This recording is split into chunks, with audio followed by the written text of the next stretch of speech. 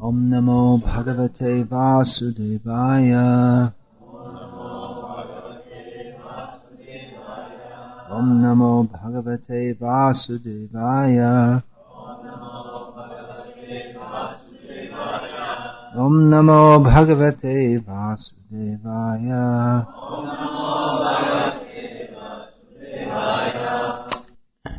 Shri Chaitanya Charitamrita Adi Lila, Chapter 1, Text 59. It's actually a quote from Bhagavatam, 11th Canto, Chapter 26, Text 26. Tatodu Sangamutsrijya Satsu Sajjeta Buddhiman Santa Evasya Chindanti Manovya Sangam Uktibihi. Translation: One should therefore avoid bad company and associate only with devotees. With their realized instruction, such saints can cut the knot connecting one with activities unfavorable to devotional service. Purport: This verse, which appears in Srimad Bhagavatam, was spoken by Lord Krishna to Uddhava in the text known as the Uddhava Gita. The discussion relates to the story of Pururava and the heavenly courtesan Urvashi. Courtesan, do you all know what that means? It's a high-class word for a prostitute. Is it? Yeah. High-class prostitute. Is there such a thing? Well, it means prostitute for high-class people. When Urvashi left Pururava, he was deeply affected by the separation and had to learn to overcome his grief. It is indicated that to learn the transcendental science, it is imperative that one avoid the company of undesirable persons and always seek the company of saints and sages who are able to impart lessons of transcendental knowledge. The potent words of such realized souls penetrate the heart, thereby eradicating all misgivings accumulated through years of undesirable association. For a neophyte devotee, there are two kinds of persons whose association is undesirable. One, gross materialists who constantly engage in sense gratification, and two, unbelievers who do not serve the Supreme Personality of Godhead but serve their senses and their mental whims in terms of their speculative habits. Intelligent persons seeking transcendental realization should very scrupulously avoid their company. Hare Krishna. I was informed yesterday that this spitting on the side is not much appreciated, but the alternative is to spit and stick it in your pocket. In Indian culture, which Prabhupada followed, he used a spittoon.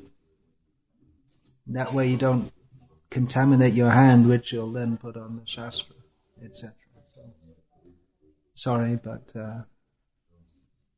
mucus is in general not very desirable. The Western system of sticking it away in your pocket is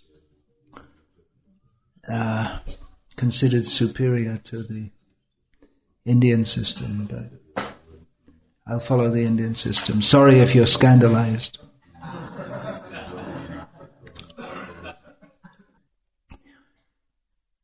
Continuing, hope for the hopeless. Yes, it's continuing hope. If the hope doesn't continue, then again we become hopeless. So it's continuing hope. And hopeless, become hopeful by the grace of Chaitanya Mahaprabhu. So, why hopeless? The idea is that, or the discussion is that we feel that even after so many years of performing devotional service, we don't seem to be going very far. Actually, some disciples, brahmacharis, disciples of Bhaktisiddhanta Saraswati, you can read this in this book if you get a copy.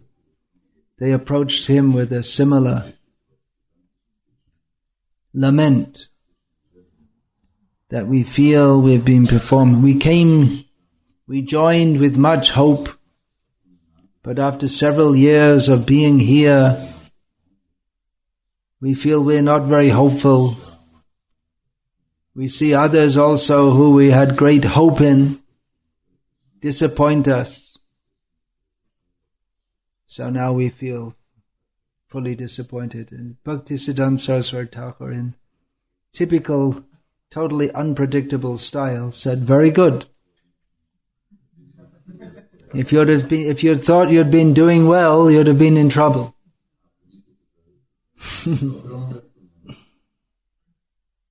So he gave them assurance. Many times, he said, that if you stick to this path, you can go back to Godhead in this life. Prabhupada often said that also. If we're serious about this, we can go back to Godhead in this lifetime. Why wait for another lifetime? Prabhupada quoted his own Guru Maharaj as saying this. Why wait for another lifetime? Go back home to Godhead in this lifetime. The antithesis to I guess you could say antithesis to this statement is that, well, it doesn't seem like I'm going back to Godhead in this lifetime anyway, so I might as well make the most of what I'm doing here now. Might as well enjoy myself on the material platform. Not a very good idea.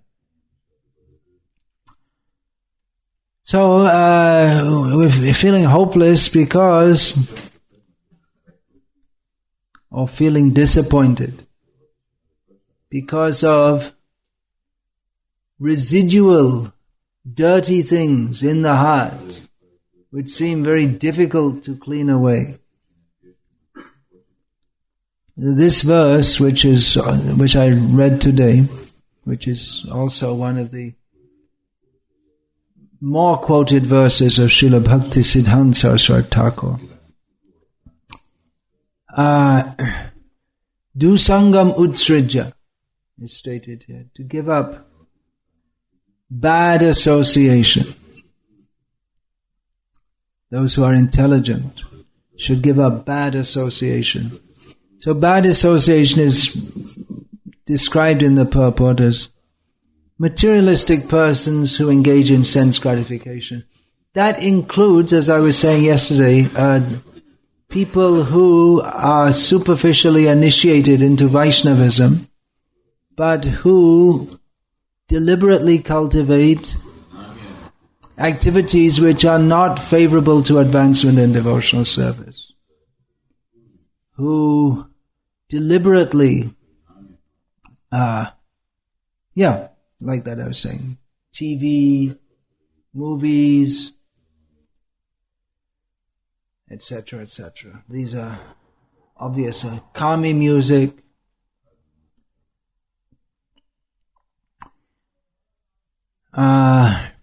cheating oneself,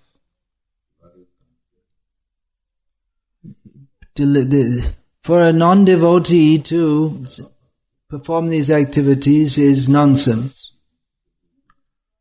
For someone who's superficially initiated into Vaishnavism, I say superficially initiated because initiation is an ongoing process.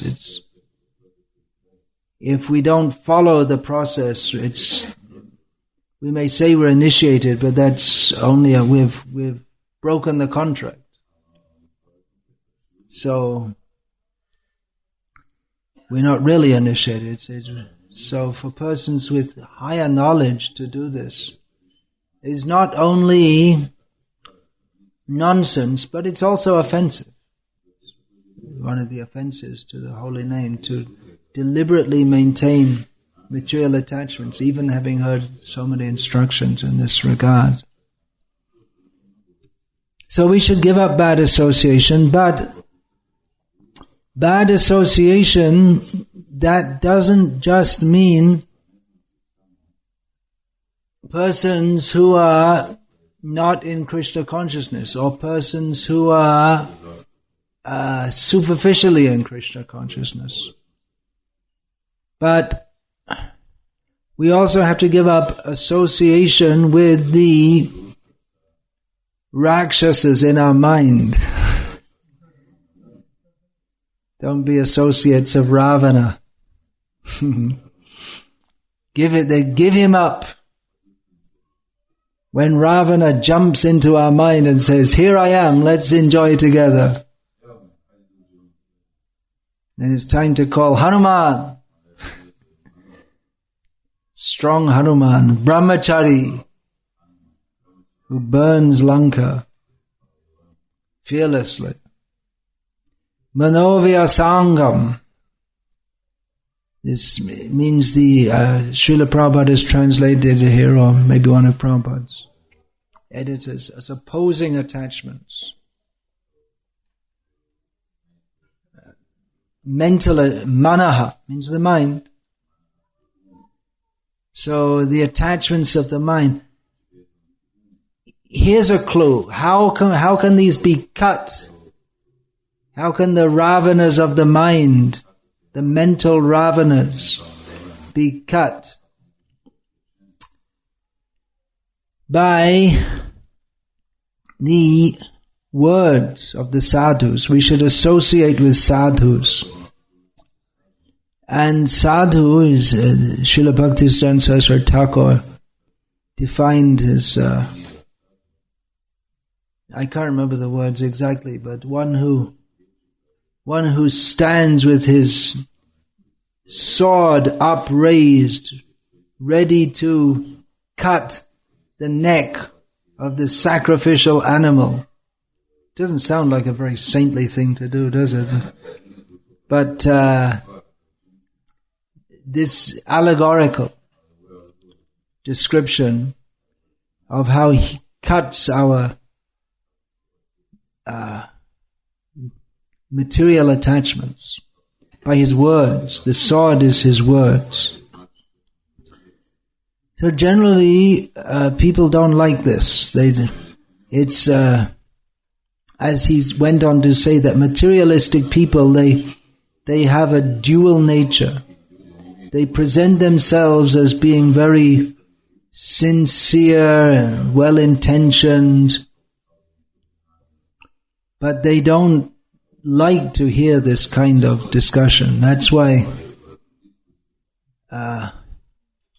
yes, good idea.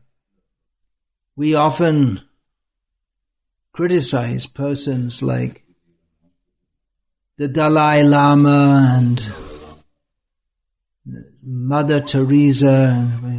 Why criticize them? I mean, they're good people. But they're worse. They're worse than others because they present themselves as being very saintly, but they're not saintly. They're simply making a show of saintliness. You cannot help anyone get free from birth and death or advance toward Krishna. And in fact, their so-called saintliness is an obstacle in the saintliness, on the path of actual saintliness, because they present their meat-eating rejection of Krishna and as something saintly. But superficial people are very attracted to this. And they don't like to hear such discussions. They may become very upset at them, which simply reveals their own insincerity. So we are enjoined to associate with saintly persons, but there aren't that many people who like to associate with saintly persons. There aren't that many people, even in ISKCON it seems to me, who like to associate with Srila Prabhupada. They say they like to, but they've redefined Prabhupada as some kind of vegetarian Dalai Lama.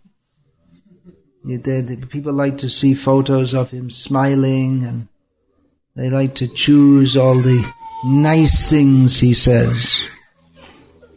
Whereas Srila Prabhupada pointed out about Krishna Leela, we'll find there's many more descriptions of Krishna killing the demons than dancing in Rasa Leela. but we prefer to hear Ras Leela. But here it's said that if we're intelligent, and we do have dusanga, we have bad association, mental, our mind tends to associate with that which is unfavorable for advancement in Krishna consciousness. Then if we're intelligent, recognizing that we have that bad association, we should associate with sadhus who cut by their words the mental attachments. It's a painful process. We don't like it. We like to have the boils of the blown on. Srila Prabhupada gave this example in Rishikesh in July 1977. Every evening he was giving darshan. Rishikesh, for those of you who don't know, is one of the most impersonalistic, or one of the capitals of impersonalism. The other one's further down the Ganga in Varanasi. These two places are particularly the capitals of impersonalism in India. So Srila Prabhupada is preaching very strongly, even by Prabhupada standards, because if you're in the capital of the impersonalists, you can be nice to them, that's one thing you can do, and treat them as sadhus. Many of them are sadhus in one sense, better than us in many senses, in terms of their culture and their austerities, and like they may be sadhus. I mean, not all sadhus in India are biri smoking. Some of them, there are real sadhus also. Or as Prabhupada pointed out about the biri smoking sadhus, even they don't go to the movies. So, Srila Prabhupada is speaking very strongly, and one lady who was present was saying, well, why are you speaking so strongly? Why don't you be more compassionate? And Prabhupada said, your compassion is like blowing on boils. You have to, if you blow on a boil, who's had boils? Anyone had boils? Not that many. I had enough for all of you put together. So if you blow on it, there's some very slight relief. The pain goes on. But you have to cut it with a knife, which is very painful. But that begins the pain, and then you have to take out the pus within. So it's quite a painful process. And the pain continues after the cleaning, but then it's solved until the next one comes. Usually one is followed by another. So cutting is required. The doctor who cuts, that is his compassion.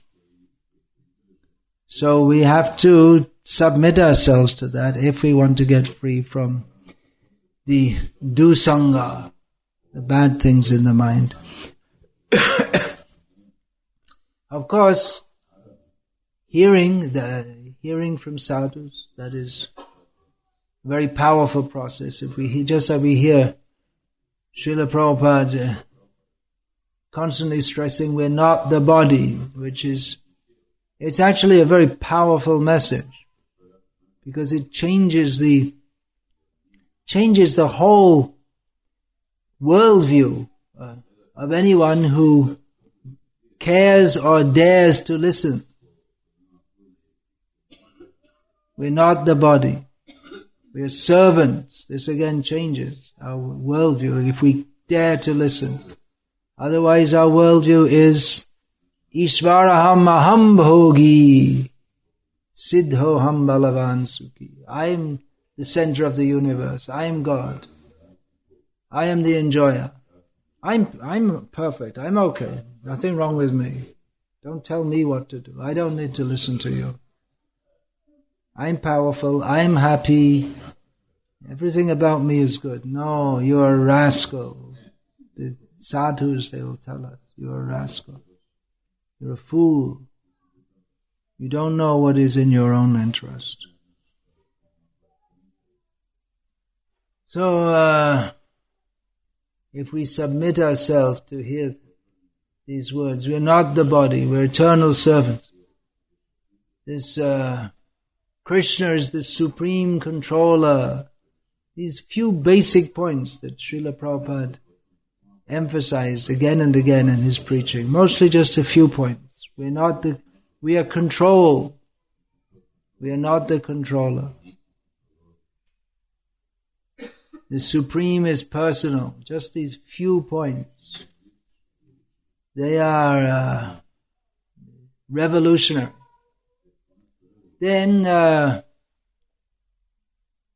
getting down to the details of our material attachments. The Bhagavatam is a very powerful message. We see that even today in India there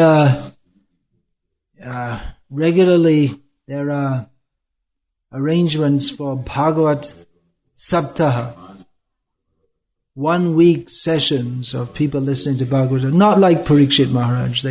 It's usually 2 hours in the morning, 2 hours in the evening, and tea break in between. And pious people arrange for free tea for everyone. Chai seva. And like this, they listen. But it doesn't have the same effect as Shukadev speaking to Parikshit. Neither is the speaker like Shukadev, nor is the hearer like Parikshit. Parikshit is Saravrita. He's interested in the essence. But the modern day hearers, they're definitely not interested in the essence. They only want a superficial show for their entertainment. They don't like to hear verses like Nunang pramatah kurute vikarma yad indriya pritya aprinoti na sadhu manye yata atmano yam asannapi kleshada asadeha, in which Rishabdev says that persons are certainly insane who perform sinful activities simply for the sake of sense gratification. In this way prepare, instead of utilizing the human form of life to prepare themselves for freedom from birth and death, they simply prepare another body in which to suffer on and on and on. So who comes to listen to verses like this? No one will listen. They like to hear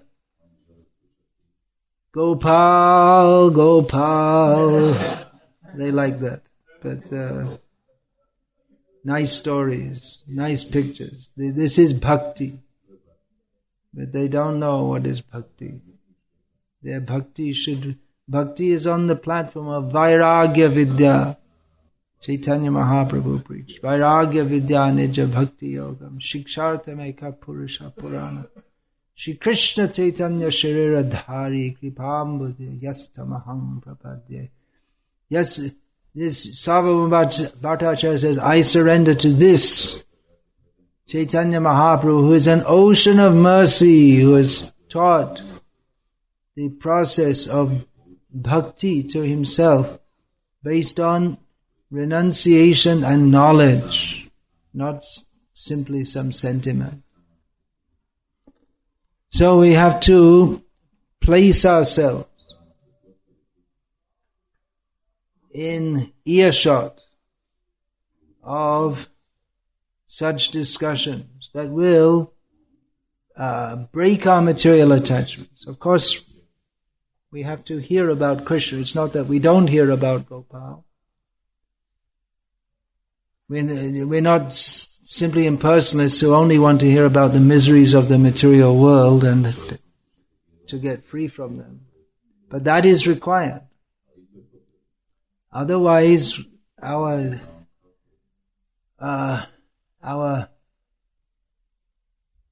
mental impression of Gopal, if we don't know the difference between the material and the spiritual, then when we may think of Gopal, but that imagined Gopal will be simply a reconstruction or a construction of our material sense gratificatory ideas. So we have to hear the message of the spiritual world. We have to see the material world through the eyes of devotees. This will cleanse the heart. Of course, we know for cleansing the heart, the prime process Chaitanya Mahaprabhu has given, Cheto Darpana Marajanam. Chanting in itself is cleansing. But that chanting, that won't bring us to the result unless it's free from offenses. Bahujanma kare jadi shravan kirtan tabuta na pai Krishna pade premadham. Love of Krishna is not attained if one is offenses. Niraparadhinam loile pai premadham. If we chant without offenses, then we attain the wealth of love of Krishna. So if we examine the offenses against the holy name, they're mostly based on tattva brahm, or misunderstandings regarding the philosophical position of Krishna and everything else in relation to Krishna. That the 10 offenses are to criticize devotees. We will do so if we think that they're ordinary persons. So we have to hear from Bhagavatam what is the position of devotees. If we think that Krishna is just another god, there are so many gods, that's also a misunderstanding. We have to hear from Gita and Bhagavatam to overcome this misunderstanding. So like this, all the most of the offenses, they're all based upon not understanding what is the philosophy of Krishna consciousness. Therefore, although kirtan is the prime method for purification, we should know that kirtan is not complete without shravan. Shravan comes first, actually. We always say shravanam kirtanam. So kirtan must be accompanied by shravan, otherwise we're chanting the name of Krishna, but we don't know who Krishna is or how to properly approach him. Therefore our chanting cannot be full and complete. So just as Krishna, really to understand Krishna means Radha Krishna. Radha is the Swarup Shakti, or the potency which makes Krishna complete. So in the same way, Shravan is the Swarup Shakti of Kirtan. Without Kirtan, there cannot be without Shravan, there cannot be full and complete Kirtan. So as Bhaktivinoda Thakur has recommended a Gaura Bihita Kirtan, or Kirtan which is approved by Chaitanya Mahaprabhu. There also has to be, in Bhakti Siddhanta Saraswati Thakur's language, there also has to be Gaura Bihita Shravan. We also have to hear in the proper way. Chaitanya Mahaprabhu is famous for chanting and dancing, but he also sat for 10 days at Prayag, instructing Rupa Goswami for writing books, and for 1 month in Varanasi, instructing Sanatana Goswami on books to write, and specifically instructed Rupa and Sanatana to compose books to enunciate the science of devotional service. So we have to chant. This is the cleansing process, hearing and chanting. chant in the association of devotees, chant for the pleasure of Krishna. But then again we come to the same point that we're talking about, that it seems a hopeless situation. Duradaivam idrisham ihajani nanuraga. We're chanting, but we don't have taste. We don't have taste for the pure name of Krishna. So, what happened? Why don't we have taste? Well, we may have taste. Sometimes we see people have taste, but it's taste more for musical performance. We see some devotees are musically adept, and their taste comes from music. That's why we're having some discussion on the accordions. Should they be in kirtan? Prabhupada, in his letters, he wasn't much. Well, he said only kartals and mridanga, because he said otherwise we'll become too much diverted by the music and not concentrate on the holy name. So that is a danger, that sometimes you become more attracted by the music than the calling out to Krishna. I am fallen in this material world, please pick me up. Ainanda tanaja kinkarang paditang mang vishame bhavam buddho kripaya tavapada pankaja stita dhuli sadrisham vichintaya. This is chanting with this attitude.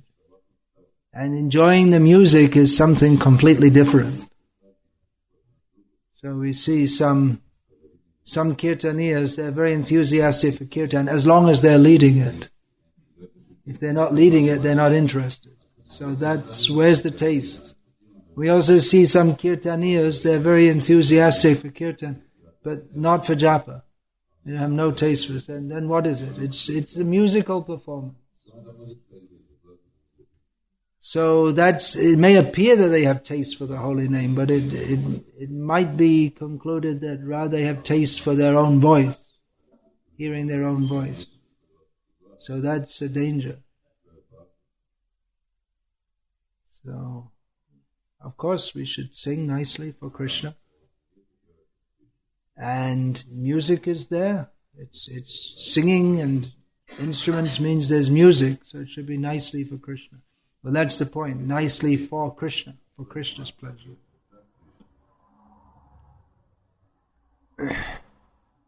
So we find we don't have taste, we're afflicted by material desires. Why is that?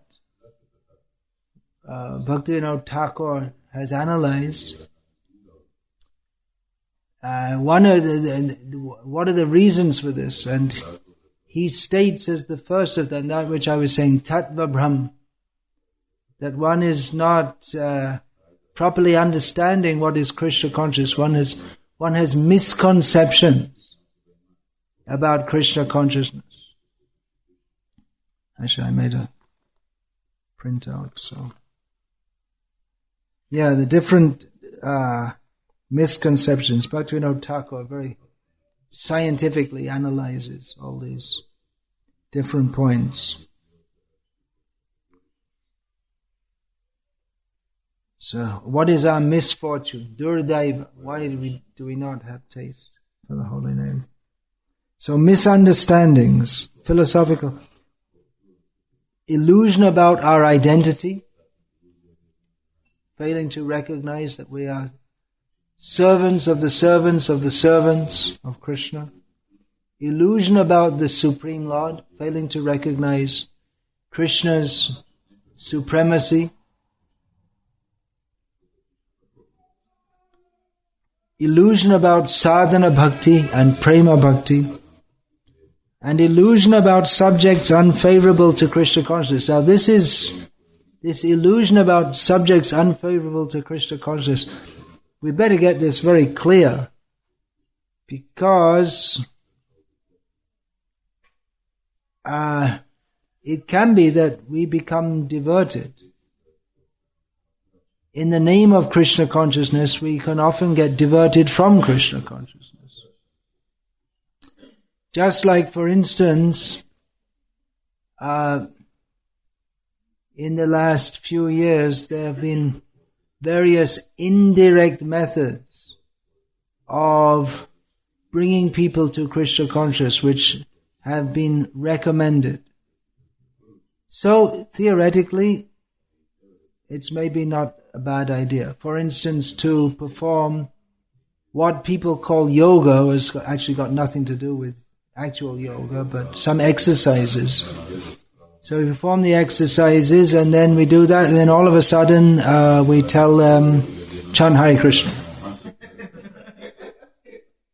That's the idea. And that's supposed to bring people to Krishna consciousness. And it may do. There may be some way to gradually bring people into that. But if, as a result, we ourselves become more bodily conscious, which yoga exercises, if one becomes attached to that, there is the danger. Well, there's already, if you're attached to it, then we're already in an unfavorable position.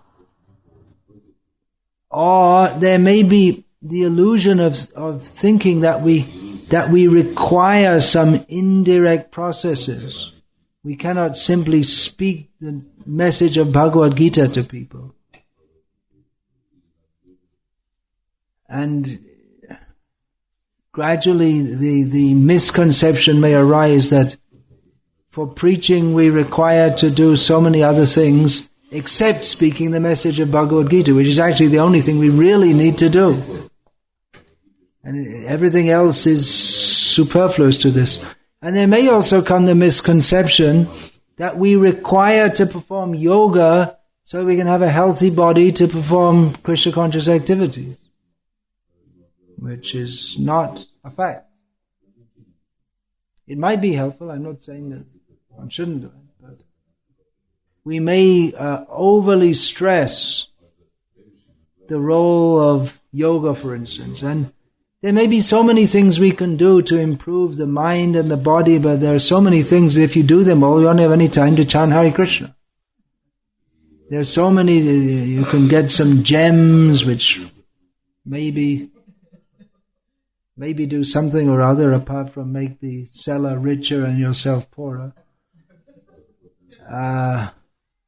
Some people say that there's pyramids you can put here and there, and some things which are called yantras, which are supposed to improve something or other. I'm not exactly sure what, I never bothered to inquire. And there's so many things you can do, and you can get, go to your astrologer and get something worked out, and all these different things which are all supposed to make life better in so many ways. But after all, you have to die, and however fit you are, however healthy your body is, you have to die. And before that, Churnamyateta napatet anumritya yavan nishayasaya. Before dying, we should perform that activity which will stop us getting born again, which is Krishna consciousness. So there may be many things which we can do to keep the body healthy and the mind healthy and this and that, but we should always remember that these are of no ultimate value. The only thing of any real value is Krishna and Krishna consciousness. So there's a tendency to become bewildered about this, to overly stress the value of subsidiary activities, which may include also austerities, study of Shastra. If we take study of Shastra to be an end in itself, now I've got my Bhakti Shastri degree. I'm studying so I can get my Bhakti Shastri degree or Bhakti Vaibhav degree. And if we take, why am I studying? To get a degree, so I can say I'm a Bhakti Shastri. No, that's not at the time of death, you can wave a paper, I'm Bhakti Shastri. It's not going to help us. And in the time of living, it doesn't help us either. We're studying so that we can understand who we are, who is Krishna, what is our relationship with Krishna, how to act in that relationship. And getting this certificate is of no real value. If we think that we're doing it so that we can pass and then we'll be recognized as a Bhakti Shastri and we'll feel good about it, then we didn't understand one single word of anything that we studied. So these are all examples of Tattva Brahm, or philosophical misunderstandings. Bhaktivinoda Thakur has listed 4 varieties, but there's unlimited. And there's always more and more and more coming, because Maya provides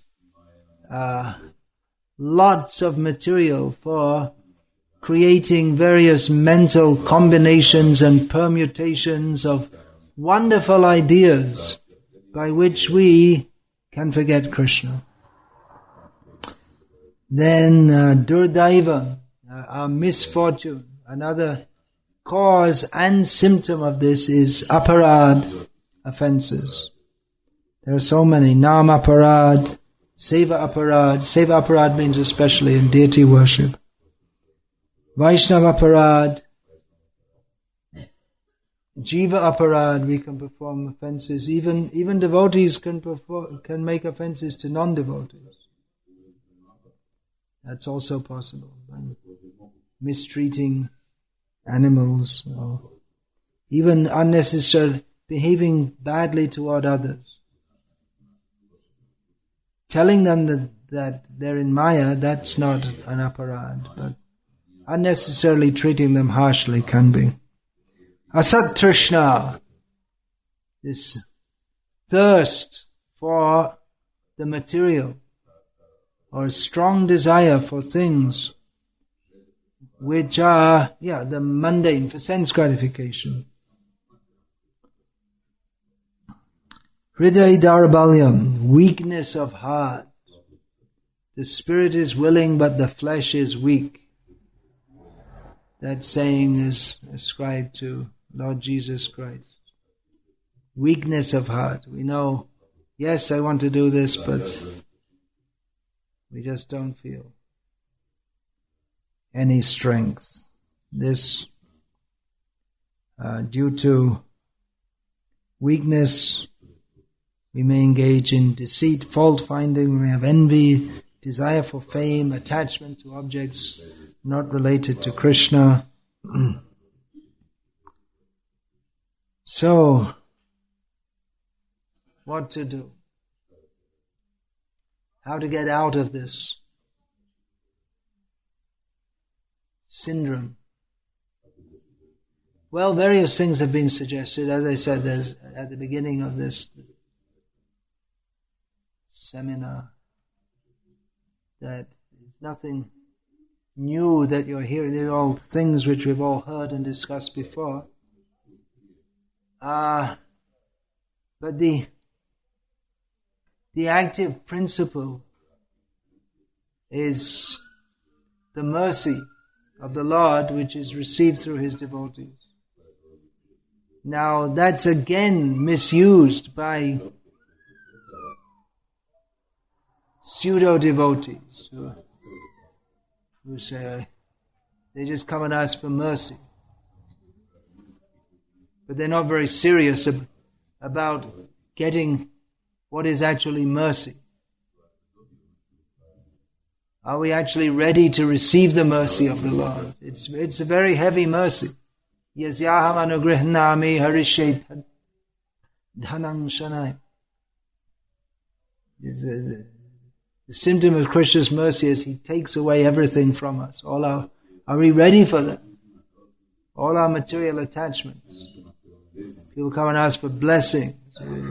Bless you that all your material plans may be completely frustrated and you'll become totally bereft of any material enjoyment. So you have no choice but to surrender to Krishna. Are we actually ready for that?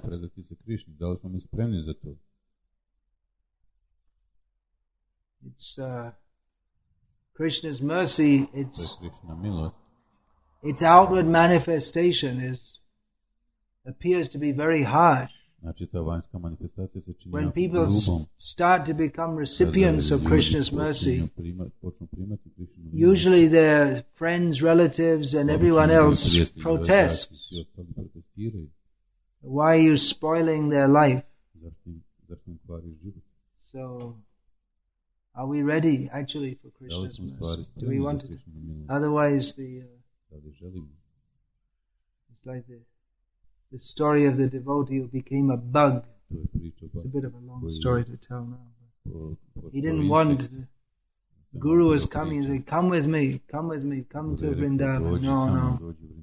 I have my family responsibility, this responsibility, that responsibility.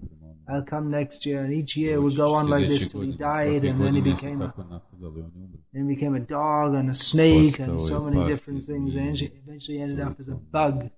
And say, "No, I'm happy here eating the stool. It's all prasad stool. See, it's all Krishna consciousness." So then the Guru picked up that bug and put him in a bottle and brought him to Vrindavan and drowned him in the Yamuna. He eventually got the mercy. So it's like that. We make so many excuses to avoid Krishna consciousness. But ultimately we are dependent on the mercy of the Lord and His devotees. Ekaki ama nahi pai bol hari nama sankirtane tumi kripa kari shraddha bindu diya deho Krishna namadhana. This prayer is there. Alone I have no strength to perform Harinam. So you be merciful to me, Vaishnav Thakur. Give me the faith by which give me Shraddha, give me a drop of faith. Give me the wealth of Krishna now. So there are many kirtans which have been composed by our acharyas, which express a situation like this. I'm trying to be Krishna conscious, I don't seem to be going anywhere. Now I'm simply praying for your mercy. Even though I have no qualification, I'm still simply calling out for your mercy. There are many such songs, and we can sing one of them now. Oh, well, I'll recite one, and then we'll can pass these out. While these are being passed out, I'll just take with your right hand, please. Thank you. I'll read one song of Bhaktivinoda Thakur. This is from Sharanagati, from his collection of songs called Sharanagati. It's a very important series of instructions. So, Bhaktivinoda Thakur sings, Hari hey, O my Lord Hari, prapanche parya, agati hoya, nadeki upai ar, agatir gatish, charane sharam, tomai karinu shah. He says that having fallen into this material world without any direction, being hopeless and helpless, I don't see any means of uplift. This is what we're talking about, right, in this seminar. But you are Agatir Gati. You are the hope for the hopeless. We can translate that as. So, I've taken shelter at your lotus feet, making you the essence of my life. Karama Gyan Kichu Nahimo Sadhana Bhajana Nai. I have no activities of devotional service, no knowledge, nothing. I have no sadhana or bhajan. I'm completely useless, in other words, he's saying. Tumi kripamoy, amito kangal, ahoituki kripa chai. But you are, huh? No, you've received the right one. I'm reading another one. And I'll sing that afterwards. Okay? I was going to sing a whole many songs, but there's not enough time, so I'll just sing one. But I'll give the gist of this one also, which is what I'm doing. Tumi kripamoy, you are full of mercy. Amito kangal, I am poor, wretched. Ahoituki kripachai, I desire your causeless mercy. A causeless mercy in this sense means that the sense given is that there's no particular reason to give me mercy. There's nothing, I don't deserve it in any way. I'm not at all a fit person for receiving anything auspicious, but anyway I'm asking. So please give me your mercy. Bakamono beg, Krota jiba beg, Udara upasta beg. This is based on the first verse of what? Upadeshamrita. Milia Eshab Shangshare Bhashaye Diteche Paramodbeg. So these various pushings of speech, of the mind, of anger, of the tongue, of the belly and the genitals, all together. Here's nicely translated. Cast me adrift on the sea of this material world, thus causing me grievous trouble. Oneka jotane sheshaba domane chariachi asha ami. So, after much endeavor to control these all, I've given up hope. It's just the subject that we're talking about here. Anaternat daki tavanam ekona bharashatumi.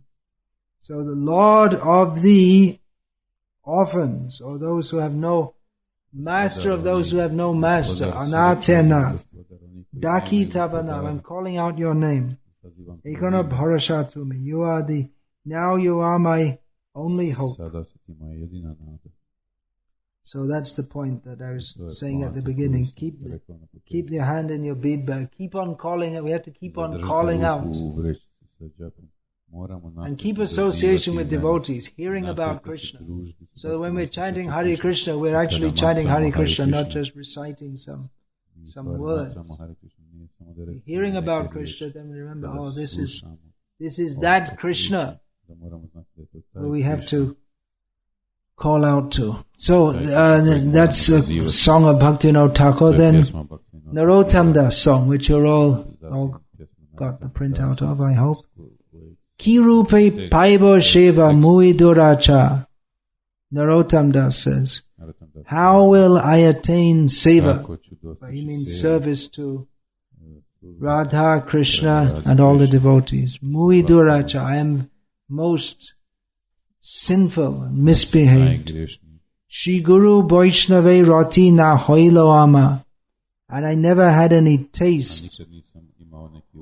It never happened. It never came about that I had taste or attachment for Guru and Vaishnavas.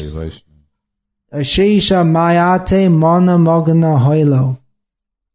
This my mind is absorbed unlimitedly in Maya. Vaishnavete lesha matra ratina jangala. And even a slight attachment to the Vaishnavas, it never happened with me, never took place. Of course, Narottam Das is saying this, the greatest Vaishnava. Bishoye bhuliya onda hoinu dibanishi. Absorbed in sense gratification, I've forgotten who I am and I'm blind. I become blind day and night. Gole fansha dite fere maya she pishachi. And Maya, who is compared here to a horrible witch, has put a noose around my neck and is leading me around here and there. Maya re Korea jai charano na jai. This is again the point. We attempt to conquer Maya, but she doesn't give us up. It's again that same situation. We're trying, but we're not getting anywhere. Maya te Korea joy charan na jai. That should be pronounced charan, not charano. She doesn't, we're trying to get rid of Maya, but she's not getting rid of us. She's not throwing us away. She doesn't let us go. Then what to do? What should we do? What is our hope? Shadhu kripa bina anahik upai. Without the mercy of devotees, there's no hope. So this is the hope. Sometimes that's written.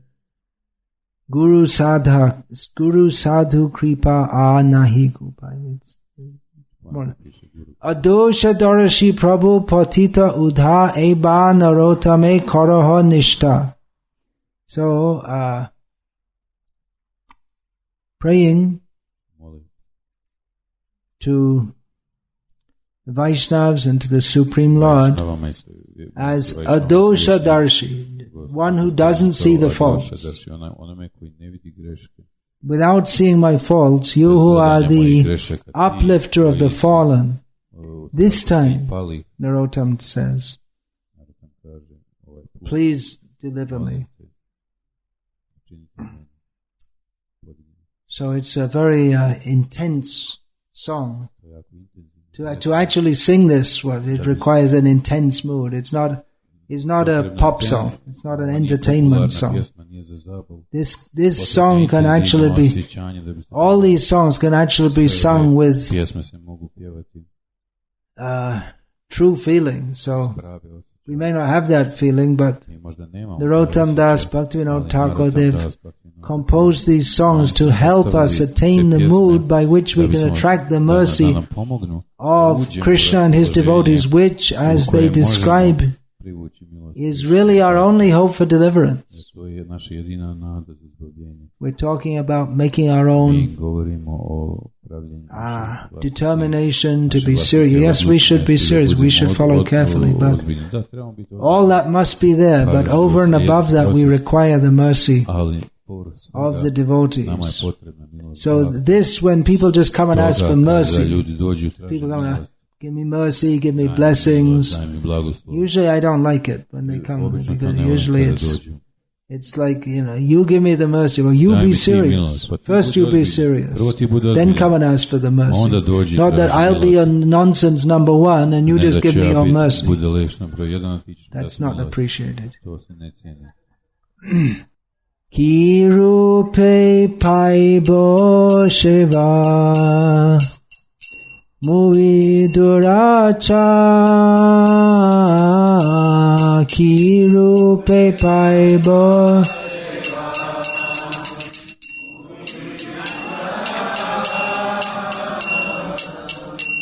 Shri Guru Vaishnave Rati Na hoilo ama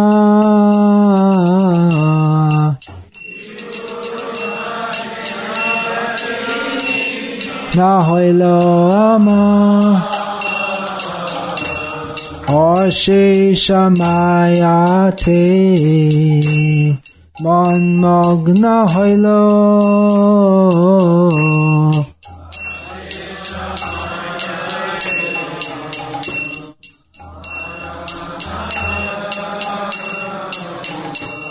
Ashesha mayate man magana hoilo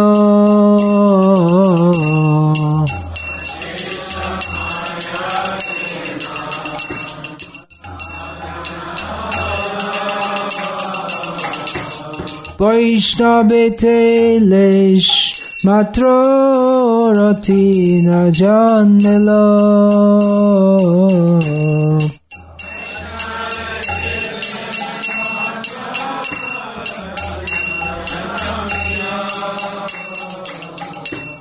Vishoye bhuliya andha hoinu divanishi.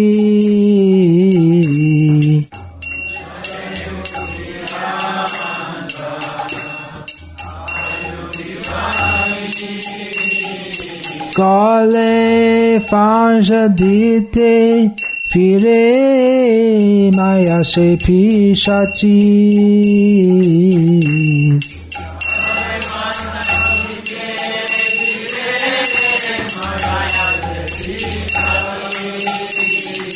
Maya re karya jai charana jai.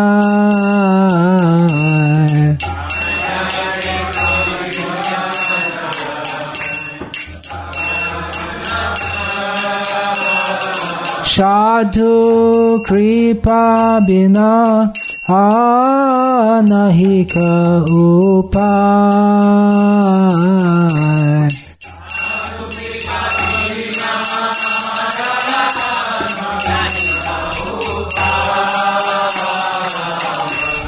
Adosha darashi prabho patita udha.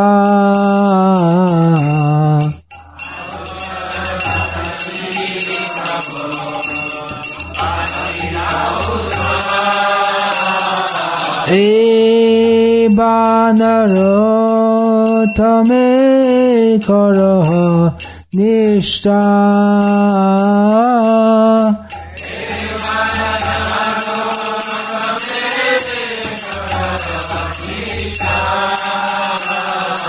E banaro tame karaha nishta.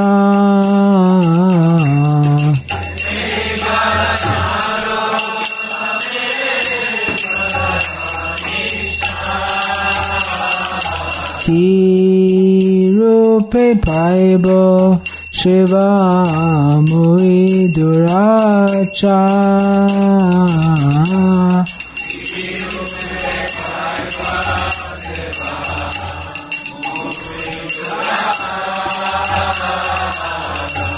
Shri Guru Vaishnave rati na hoilo ama.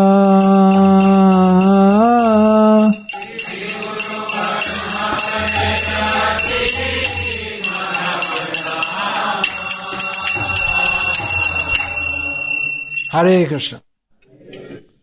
That is the end of this seminar. All glories to Srila Prabhupada. Life will go on in the material world, and we pray to Hari Guru Vaishnav that we will not go on in this material world. Question? I don't think there's time. Is there time? There's another seminar coming up. It's supposed to begin at 10:50. So only one question. Better be a good one. Please return. Someone can collect them. Lord Chaitanya said in Chaitanya Charitamrita that the person who once pronounces the name of Krishna should be considered a devotee. And we who do not have the taste for chanting the holy names, how can we acquire that taste for chanting the holy names of Krishna? And can you give us some living example, because it's been 500 years since the time of Haridas Thakur and Raghunath Das Goswami. How we get a taste? Go on chanting. Go on hearing and chanting. It's practically the subject of this whole seminar. Examples? Indrajamna Swami, Krishna Kripa Prabhu. There are many less known devotees. If there are no examples whatsoever, then we're lost. There are many in the world today, devotees who go on chanting. Hare Krishna. I'm not going to speak at this at length.